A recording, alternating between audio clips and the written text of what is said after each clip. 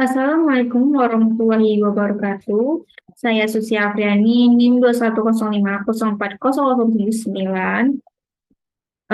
Di sini saya akan menganalisis 5 putusan tentang hak cipta guna memenuhi ujian akhir semester hak kekayaan intelektual yang diampu oleh dosen pengampu Ibu Marniarani SHMH. Baiklah, di sini saya akan masuk dalam putusannya, yaitu di sini saya menganalisis tentang 5 putusan tentang hak cipta.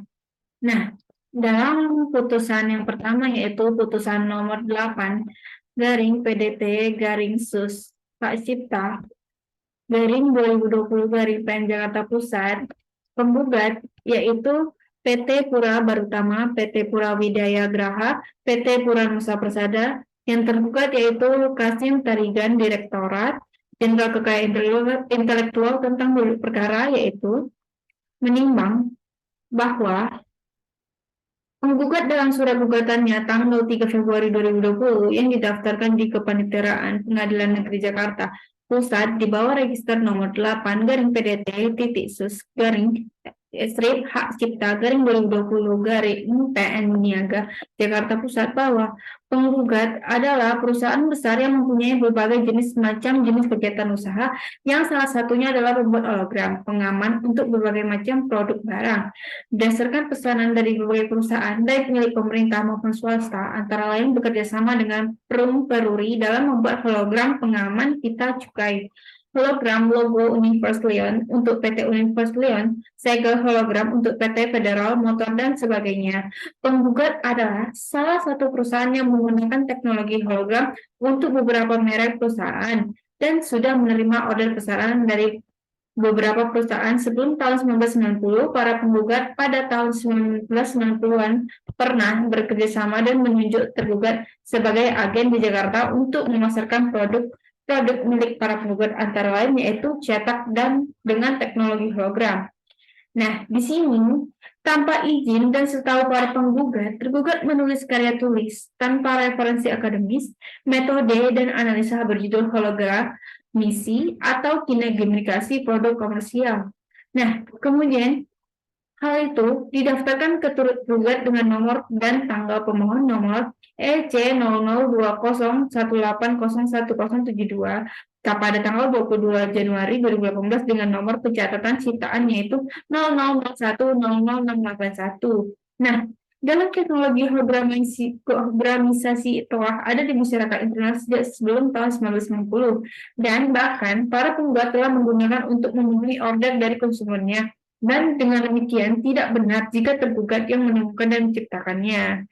Nah, di sini berdasarkan pasal 1 angka 1 Undang-Undang Nomor 28 Tahun 2014 mengatur hak cipta adalah hak eksklusif pencipta yang timbul secara otomatis berdasarkan prinsip deklaratif setelah ciptaan diwujudkan dalam bentuk nyata tanpa mengurangi pembatasan sesuai ketentuan peraturan perundang-undangan. Nah, sedangkan pencipta sesuai ketentuan pasal 1 angka 2 Undang-Undang Nomor 28 Tahun 2012 adalah pencipta adalah seseorang atau beberapa orang yang secara sendiri-sendiri atau bersama-sama menghasilkan suatu ciptaan yang bersifat khas dan pribadi. Nah, selanjutnya yaitu ketentuan perolehan hak cipta yang secara otomatis berdasarkan prinsip deklaratif diatur secara tegas dalam pasal 1 angka 3 Undang-Undang Nomor 28 Tahun 2014 yang menyatakan ciptaan adalah setiap hasil karya ciptaan di bidang ilmu, pengetahuan, seni, sastra yang dihasilkan atas inspirasi kemampuan, pikiran, imajinasi, kecekatan, keterampilan, atau keahlian yang ada diekspresikan dalam bentuk nyata. Nah, selanjutnya, dari definisi pasal-pasal tersebut tadi, maka suatu karya ciptaan hanya bisa dilindungi oleh undang-undang hak cipta, yaitu apabila ciptaan tersebut termasuk dalam bidang ilmu pengetahuan, seni, dan sastra, dan apabila memenuhi syarat-syarat, yaitu harus asli atau dengan bahasa Inggrisnya itu originality, yang kedua yaitu harus merupakan kreativitas kita sendiri. Nah, yang ketiga yaitu harus diekspresikan dalam bentuk tertentu. Nah, dalam kasus ini, pertimbangan hakim yaitu menyatakan FCC tergugat tidak dapat diterima karena pokok perkaranya yaitu gugatan para penggugat adalah apa dapat diterima karena menyatakan gugatan para penggugat tidak dapat diterima karena dalam hak cipta tersebut penggugat itu adalah tidak tiruan dan sudah mendaftarkan hak cipta terlebih dahulu. Nah, selanjutnya yaitu putusan nomor 3 garing PDT titik sus garing HKI garing 2017 PM Semarang, yaitu penggugat PT Intersport Marketing yang tergugat yaitu PT Grand Artos, habis itu Grand Artos Hotel dan Convention. Sebagaimana ketentuan pada pasal 136.5 BW mengatakan setiap perbuatan melawan hukum yang oleh karenanya menimbulkan kerugian pada orang lain mewajibkan orang yang karena kesalahannya melakukan kerugian itu menggantikan kerugian. Nah, dalam Undang-Undang Nomor 19 Tahun 2002, Junto Undang-Undang Nomor 28 Tahun 2014 tentang hak cipta, menyatakan pemegang hak cipta atau penerima hak cipta berhak mengajukan gugatan ganti rugi kepada pengadilan niaga pada pengadilan niaga, yaitu pada putusan nomor 3 PDT Sus HKI 2017 garing PN Semarang atas pelanggaran hak cipta. Hal ini sesuai dengan ketentuan sebagai berikut, yaitu bahwa gugatan yang diajukan oleh penggugat nyatanya tidak memenuhi syarat formil, di mana tempat kedudukan penggugat tidak sesuai atau bertentangan dengan akta pendirian badan hukum penggugat. Nah, selanjutnya itu sehingga gugatan penggugat cukup alasan dan sudah sepatutnya untuk dinyatakan tidak dapat diterima karena tidak memenuhi syarat formil. Dan menurut jurisprudensi Mahkamah Agung Republik Indonesia nomor 1343 titik K garing SIP garing 1975 tanggal 15 Mei 1979 itu ditegaskan gugatan dinyatakan tidak dapat diterima oleh karena gugatan tersebut tidak memenuhi persyaratan formal. Nah, di dalam pasal 56 ayat 1 Undang-Undang No. 19 tahun 2002 menyatakan juga pemegang hak cipta berhak mengajukan gugatan ganti rugi kepada pengadilan niaga atas pelanggaran hak ciptanya dan meminta penyitaan terhadap benda yang diumumkan atau hasil perbanyakan ciptaan itu. Nah, disebutkan juga dalam pasal 99 ayat 1 Undang-Undang Nomor 28 tahun 2011 yaitu menyatakan pencipta, pemegang hak cipta atau pemilik hak terkait berhak mengajukan gugatan ganti rugi kepada pengadilan niaga atas pelanggaran hak cipta atau produk hak terkait. Nah, di sini penggugat juga tidak memiliki tempat kedudukan yang jelas serta tidak sesuai dengan tempat kedudukan di dalam akta pendirian. Memperhatikan pasal 20, pasal 21, pasal 76, pasal 77, Undang-Undang Nomor 20 Tahun 2016 tentang merek dan indikasi geografis Peraturan Menteri Hukum dan Hak Asasi Manusia. Nah, di sini yaitu tentang dalam perubahan kedua tentang Undang-Undang Nomor 2 Tahun 1998 dan tentang peradilan umum serta ketentuan lain yang berhubungan dengan perkara yaitu pengalaman sebagai ahli praktisi konsultan HKI. Biasanya pencatatan ke Dirjen HKI dibuktikan dengan pemberian stempel Dirjen.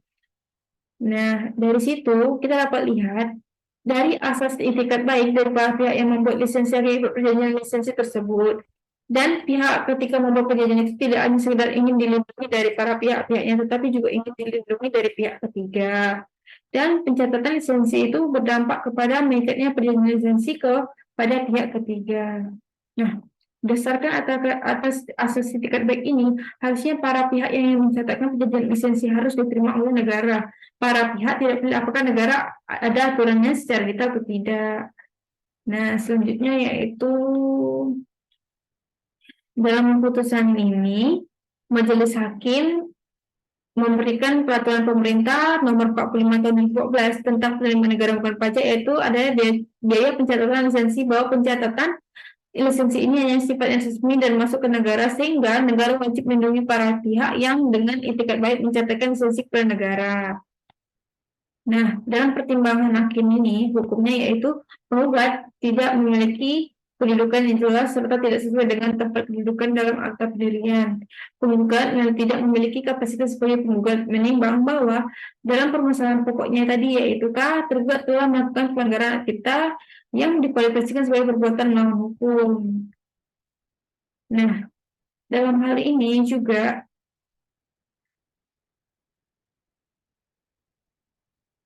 dalam putusan ini, maka yang dilakukan hakim adalah menolak gugatan juga seperti putusan yang pertama. Nah, selanjutnya yaitu yang ketiga yaitu putusan nomor 1/PDP/HKI tahun 2019 yaitu PNS Semarang, yaitu penggugatnya PT Intersport Marketing, yang tergugatnya itu PT Trisekar Lestari dengan keluarga hotel, dan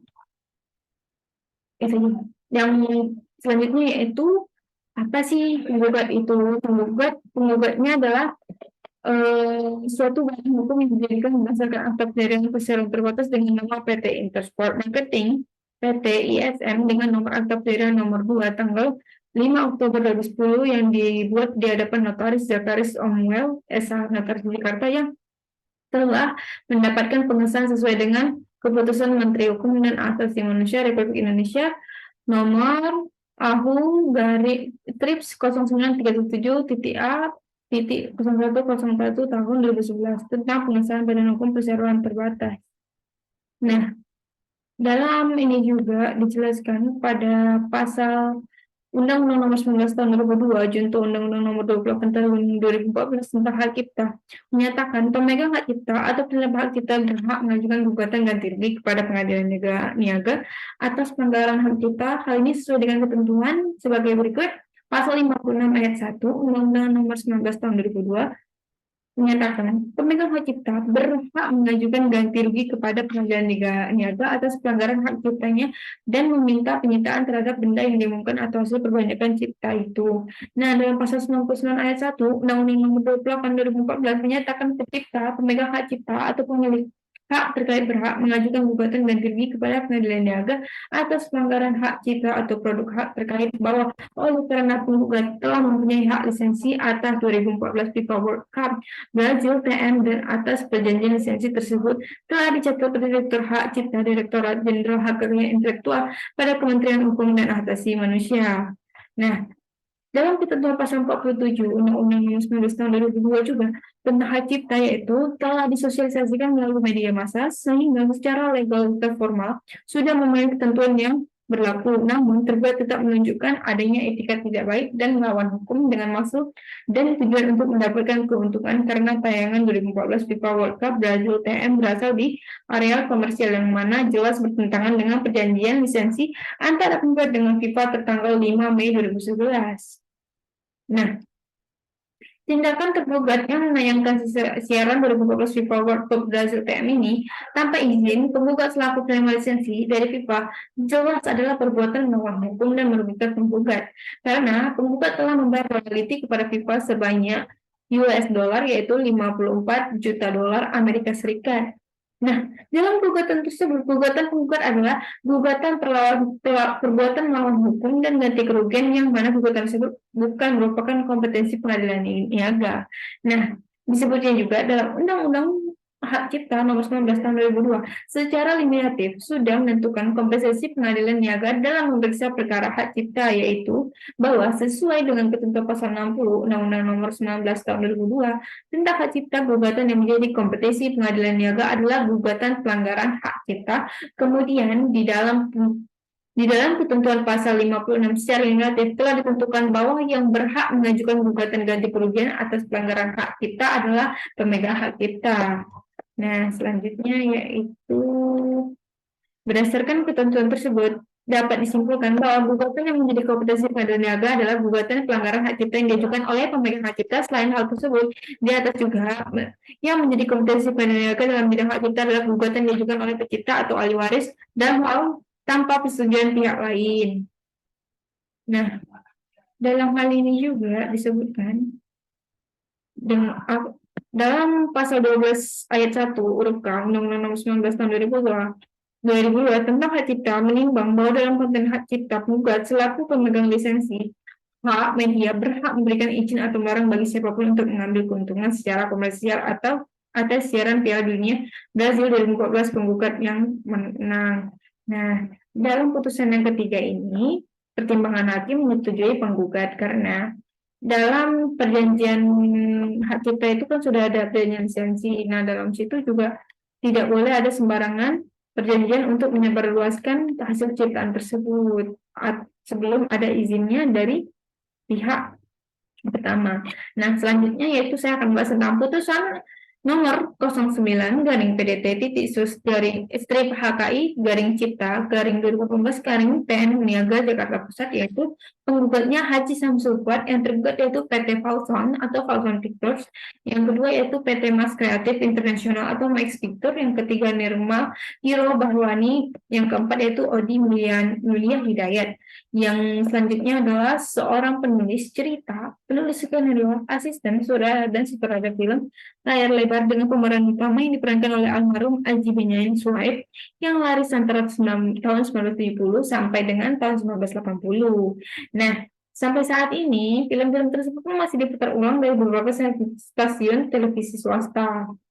Adapun film tersebut yaitu yang pertama Benyamin Biangkerok yang dirilis pada tahun 1902, yang kedua Biangkerok Beruntung dirilis 1973, yang ketiga yaitu Musuh Bebuyutan dirilis pada tahun 1974, yang selanjutnya Buaya Dilo di tahun 1974, Benyamin Raja Lenong tahun 1975, Benyamin Jatuh Cinta tahun 1976.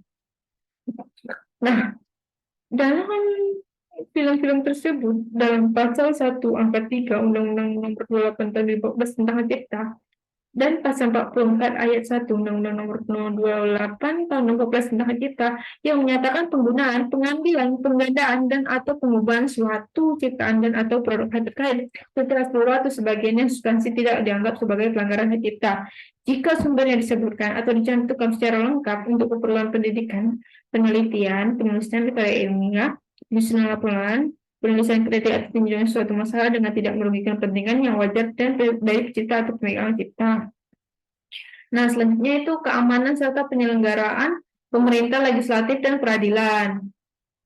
Dalam hal ini, bahwa menurut penjelasan pasal 44 ayat 1 Undang-Undang Nomor 28 Tahun 2014 tentang Hak Cipta, yang dimaksud dengan sebagian yang substansial adalah bagian yang paling penting dari kas yang menjadi ciri ciptaan bahwa pembuat sebagai pencipta dan pemegang hak cipta atas cerita filmnya Benyamin Biangkerok.